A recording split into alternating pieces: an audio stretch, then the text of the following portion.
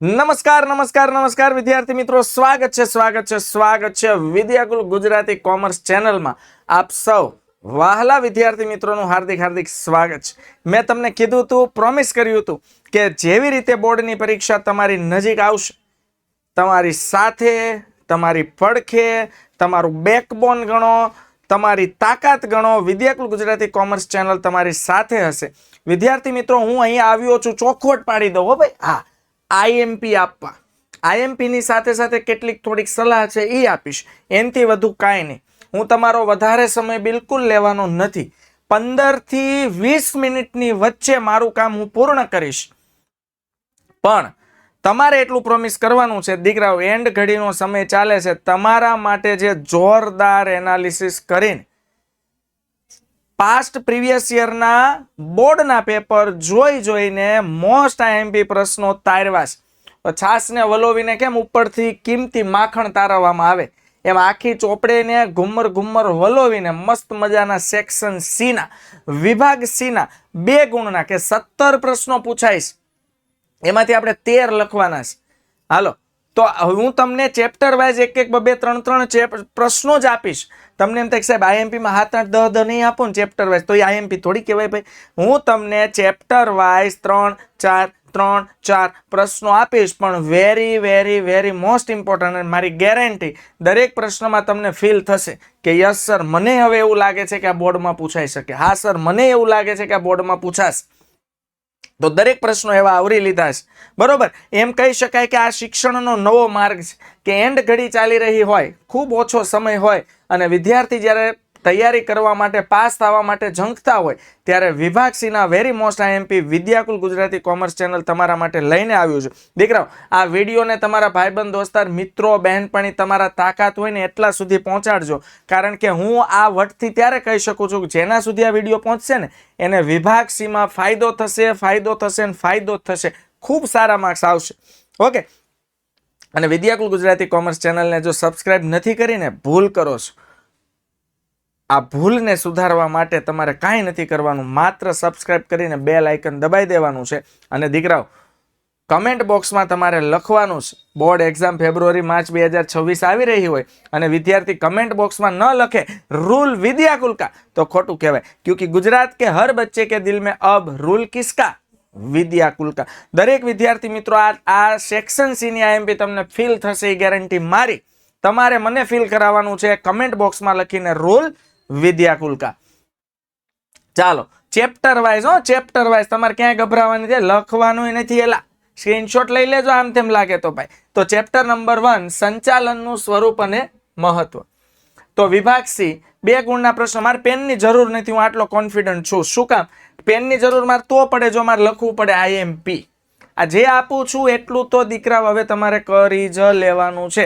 એમાં ક્યાંય તમારે પાછી પાની કરવાની નથી, હટીને દેવાનું નથી, બેક પાછું જવાનું નથી. સંચાલનનું સ્વરૂપ અને મહત્વ. વિભાગ સી 2 ગુણના પ્રશ્નો આવશે આ જ વર્ષે, 2026 ફેબ્રુઆરી માર્ચ. હા, જોઈ લો કયા 4 પ્રશ્નો છે, જોઈએ તો સ્ક્રીનશોટ લઈ લેજો ભાઈ. હા, સંચાલનથી સમાજને કયા લાભ મળે છે? દરેક પ્રશ્ન તમારી હાર્ટબીટ વધારવાના છે, કારણ કે દરેક પ્રશ્ન એનાલિસિસ કરીને મૂકેલો છે. અને બોર્ડમાં આવશે ને ત્યારે તમે મને યાદ કરશો કે હા સર, તમે કીધું હતું કે વિભાગ સીના આમાંથી જ પ્રશ્નો આવશે, એવી તૈયારી, એવી પૂરેપૂરી શક્યતાઓ છે. તો સંચાલન એક કળા છે, વિજ્ઞાન છે, વિધાન સમજાવો. જો ભાઈ 3 વસ્તુ છે, સંચાલન કળા છે, શિલ્પ જેવી શુદ્ધ કળા નથી પણ છે કળા. સંચાલન એક વિજ્ઞાન છે, ભૌતિક શાસ્ત્ર જેવું શુદ્ધ વિજ્ઞાન નથી પણ વિજ્ઞાન છે. અને સંચાલન એક વ્યવસાય છે. 3માંથી એક પ્રશ્ન પૂછાશે ને એમાંથી આ 2 તો આમ જો આલા ગ્રાહણ પ્રશ્નો છે, પૂછાશે દીકરાઓ. નંબર 3, સંકલનનો અર્થ આપો. સંકલન એટલે કોઓર્ડિનેશન, બરોબર. વિભાગ વચ્ચે, કર્મચારીઓ વચ્ચે એક સૂત્રતા લાવવા માટેનો પ્રયોગ. ઉચ્ચ સપાટી સંચાલનમાં કોનો સમાવેશ થાય છે? ટૂંકા જવાબ હશે તો હું આપતોય જઈશ. હા, ઉચ્ચ સંચાલન સપાટીમાં board of directors, general manager, managing directors અને સીઈઓ એટલે કે ચીફ એક્ઝિક્યુટિવ ઓફિસરનો સમાવેશ થાય છે. ચાલો, ચેપ્ટર નંબર 2, સંચાલનના સિદ્ધાંતો. રૂલ ઓફ થંબ જોઈ લેજો, very most important. Rule of thumb કોને કહે છે? હુકમની એક વાક્યતાનો સિદ્ધાંત સમજાવો. કારણ કે હુકમ આપનાર એક હોવા જોઈએ ભાઈ. 3 માલિક હોય ને 3 મને હુકમ આપતા હોય તો મારે શું કરવાનું ભાઈ? કોના હુકમનું પાલન કરવાનું? તો હુકમની એક વાક્યતાનો સોલિડ પ્રશ્ન છે. સમય નિરીક્ષણ અને ગતિ નિરીક્ષણ વચ્ચેનો ભેદ સ્પષ્ટ કરો. બંને વચ્ચે શું તફાવત છે તે જણાવો. ત્યાર પછી આગળ વધીએ. ઓકે, આગળ વધીએ પહેલા બાળકો તમને ખાસ જણાવી દઉં, પેપર સેટ જેટલા વિદ્યાર્થીએ મંગાવી લીધો છે વેરી ગુડ, બરોબર, પણ નથી મંગાવ્યો. હવે તમારી પાસે સમય ઓછો છે. કદાચ તમે પેપર સેટ મંગાવો તો 1-2 દિવસ થાય આવતા. નજીક હોય ને મંગાવો હોય તો આ નંબર પર કોલ કરી દેજો. પણ હવે પ્રાયોરિટી આને આપવાની છે. હેતુલક્ષીના પ્રહારમાં શું પ્રાયોરિટી છે? તમારો સમય ન બગડે ને એન્ડ ટાઈમ ઉપર તમે પ્રત્યેક વિષય દીઠ 30 માર્ક્સ મેળવી શકો. કારણ કે 20 માર્ક્સના MCQ આવે છે, 10 માર્ક્સના શોર્ટ ક્વેશ્ચન આવે છે. સાહેબ 30 માર્ક્સ લાવો ને એટલે આમ જો બોર્ડર રેખા ક્રોસ કરવામાં ખાલી 3 માર્ક્સ જ ઘટે. કેવો કોન્ફિડન્સ આવે ને આ જે તમને મળવાની છે, આ બુકલેટ સોફ્ટ કોપી સ્વરૂપે મળવાની છે ને એક બુકલેટના ખાલી 69 રૂપીસ છે, 69 રૂપિયા. કાંઈ બહુ મસ્ત મોટી અમાઉન્ટનું તમારે ઇન્વેસ્ટમેન્ટ નથી કરવાનું. ઇન્વેસ્ટમેન્ટ શબ્દ એટલે વાપરું છું કે આ એક બુક પાછળ તમે જેટલા રૂપિયા આપશો ને એ તમારું રોકાણ છે. એ હવે ટૂંક સમયમાં તમને એક્ઝામમાં માર્ક્સ, ગુણ અને ટકાવારી સ્વરૂપે મળવાનું છે. તો અકાઉન્ટિંગ છે, સ્ટેટિસ્ટિક્સ છે, ઇકોનોમિક્સ છે, BA છે, ઇંગ્લિશ છે ને SPCC વિષય છે. આ 6 વિષયની મંગાવીને સાહેબ આમાં તૈયારી કરજો. કારણ કે ખૂબ એનાલિસિસ કરીને MCQ અને શોર્ટ ક્વેશ્ચન્સ આપણે આમાં મૂકેલા છે. આગળ વધીએ. તમે એવું કીધું હતું કે સર અમે વિડીયોને શેર કરજો ને કરજો, એટલે કહું છું કે મોસ્ટ IMP પ્રશ્નો મૂકેલા છે. હવે જો ચેપ્ટર નંબર 3 આયોજન. આયોજન ખર્ચાળ છે, કારણ આપો. શા માટે ખર્ચાળ છે ભાઈ? પછી આયોજન પરિવર્તનશીલ હોવું જોઈએ, વિધાન સમજો. ભાઈ આયોજન ભવિષ્ય માટે છે, ભવિષ્ય અનિશ્ચિત છે ને અનિશ્ચિત હોય એના માટે જ્યારે વર્તમાનમાં ડિસિઝન લેવાના હોય ત્યારે ડિસિઝન જડ હોવા જોઈએ નહીં. નંબર 2. નંબર 3 ગૌણ યોજના એટલે શું? મુખ્ય યોજનાને અનુરૂપ યોજનાને ગૌણ યોજના કહેવાય. જેમ કે હું કાર બનાવતી ફેક્ટરી છું તો ટાયર મારે ખુદ બનાવવા કે ટાયર MRF કંપની પાસેથી ખરીદવા? ગૌણ યોજના. ત્યારબાદ પ્રકરણ 4 વ્યવસ્થા તંત્ર જોઈએ. વૈધિક અને અવૈધિક વ્યવસ્થા તંત્ર વચ્ચેનો તફાવત આપો. ગુણભાર પ્રમાણે લખવાનું. શ્રેણિક વ્યવસ્થા તંત્ર એટલે શું? વિકેન્દ્રીકરણની મર્યાદાઓ જણાવો. અને ઉત્તરદાયિત્વ એટલે શું? છે ને 1 થી 1 સોલિડ પ્રશ્નો પૂછવા જ પડે સાહેબ. અમુક પ્રશ્નો એવા હોય કે જે પેપરમાં મૂકવા જ પડે, કારણ કે એ પ્રશ્નનું આખું ગુજરાત વાટ જોઈને બેઠું હોય ભાઈ. હા, ચાલો હવે આપણે જઈએ ચેપ્ટર નંબર 5 પર. ભાઈ તમને શક્ય જરૂર જણાવીને સ્ક્રીનશોટ લેતા જજો. અને આમ જો આ વર્ષની વિદ્યા યાત્રા 2.0 માં વિચાર એવો છે કે ગુજરાતના દરેક વિદ્યાર્થીઓ અમને મળે, કારણ કે અમે તમને માત્ર ને માત્ર ભણાવ્યું છે, જોયા કોઈ દિવસ નથી. ડન.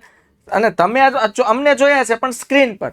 તો લાઈવ રૂબરૂ મળી શકીએ એ માટે આ વખતે એક નવી ઝુંબેશ ચલાવીએ છીએ. આ વિડીયોની નીચે એક લિંક છે, એ ફોર્મ ભરી દેજો. તમારી ડિટેલ પરથી અમે વિદ્યા યાત્રામાં નીકળશું ને એટલે અમારું લાઈવ અપડેટ એમાં મૂકતા રહીશું કે અમે કયા સ્થળે, કયા સિટીમાં, કયા ગામમાં, કયા તાલુકામાં, કયા જિલ્લામાં છીએ. તમારું ઘર ત્યાંથી નજીક થાય એટલે તમે આમ જો હળી કાઢીને અમને મળવા માટે આવી શકો છો. એવું આ સરસ મજાનું પ્લાનિંગ કરેલું છે. તો અને બીજું, અમે બધા ભણાવવા વાળા છીએ. તમારા ડેટાનો કઈ મિસયુઝ અમને કરતા આવડે નહીં, અમને ભણાવતા આવડે. ઓકે, એટલે એવું નેગેટિવિટી ન બાંધતા. જે ડિટેલ માંગે છે તે ભરી દેજો. આગળ ચેપ્ટર નંબર 5 કર્મચારી વ્યવસ્થા. તો નંબર 1 પ્રતીક્ષા યાદી એટલે શું? વેઇટિંગ લિસ્ટ છે ને સોલિડ પ્રશ્ન. કર્મચારીઓ ધંધાકીય એકમના હાથ પગ સમાન છે, સમજાવો. ત્યાર પછી નંબર 3 ભરતીના કોઈ પણ 4 આંતરિક પ્રાપ્તિ સ્થાનો જણાવો. અને નંબર 4 તાલીમ અને વિકાસ વચ્ચેનો તફાવત આપો. 1 થી 1 ચડિયાતા પ્રશ્નો છે. કોના વખાણ કરવા એવું થાય, સમજાણું? આમાં કન્ફ્યુઝ થઈ જાય કે આમાં વખાણ કોના કરવા. 4 એવા પ્રશ્નો છે કે જે બોર્ડમાં પૂછાય. તો લઈ લેજો સ્ક્રીનશોટ. નંબર 6 દોરવણી.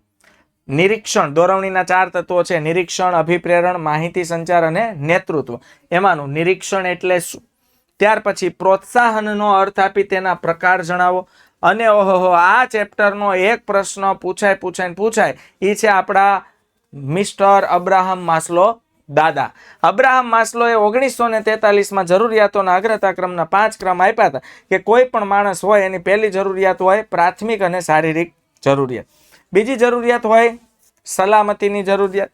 ત્રીજી જરૂરિયાત આવશે સામાજિક જરૂરિયાત, ચોથી જરૂરિયાત આવશે સન્માન અને પ્રતિષ્ઠાની જરૂરિયાત, અને પાંચમી જરૂરિયાત આવશે આત્મસન્માન અને આત્મસિદ્ધિની જરૂરિયાત.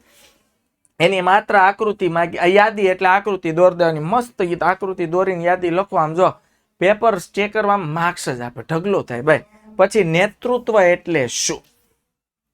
ચાલ, 2 ગુણના પ્રશ્ન છે એટલે 2 ગુણમાં ભેગું નથી જવાનું. 2 ગુણનો પ્રશ્ન કેવી રીતે લખાય એનો વિડીયો તમને યુટ્યુબના મળી જશે, કારણ કે એનું પણ રેકોર્ડિંગ હું આપવાનો છું. ઝૂકેગા નહીં, બધું જ આપવાનું છે ભાઈ. તમારે સ્ટે કનેક્ટેડ અહીંયા રહેવાનું છે. હવે ચેપ્ટર નંબર 7 તો લલ્લુ પપ્પુ જેવું ચેપ્ટર છે. ચેપ્ટર નંબર 7 અંકુશ. નંબર 1 2 પ્રશ્નો કરી નાખો, ઘૂઘરા જેવા થઈ જાવ તમે, સમજી લો. આયોજન અને અંકુશ એક જ સિક્કાની 2 બાજુઓ સમાન છે. સમજો, સ્ટાર કરી દીધું, સ્ટાર કર્યું એટલે આ પ્રશ્ન પૂછવો પડે. એ લોકોને એ ન પૂછે તો લોકો એના વિશે નેગેટિવ બાંધે કે પેપર સેટ કરનારને સેટ કરતા આવડે છે કે નથી આવડતું ભાઈ, એટલે મૂકવો જ પડે. આયોજન અને અંકુશ એક સિક્કાની 2 બાજુ સમાન છે. નંબર 2 અંકુશ એ સુધારાલક્ષી પ્રવૃત્તિ. સ્વાભાવિક છે સાહેબ, અંકુશ એ નિષેધાત્મક નથી, વિધેયાત્મક છે. અંકુશ ક્યારેય કોઈ કાર્યને અટકાવતું નથી, કાર્યને અનુલક્ષીને જે કંઈ પણ મર્યાદા હોય તે વિચલનો શોધે છે અને જરૂરી સુધારાલક્ષી પગલાં લે છે. ઓકે, વિદ્યાર્થી મિત્રો, જો એ લખ્યું ઇતિહાસ રચ્યો હતો. ફરીવાર ઇતિહાસ રચવા માટે અમે રેડી છીએ. શું તમે અમારી સાથે પાર્ટિસિપેટ કરવા માટે રેડી છો? કારણ કે ઘણી વખત તમને અમે કહીએ એના કરતા આંકડા બતાવીએ તમને વધારે વિશ્વાસ બેસે.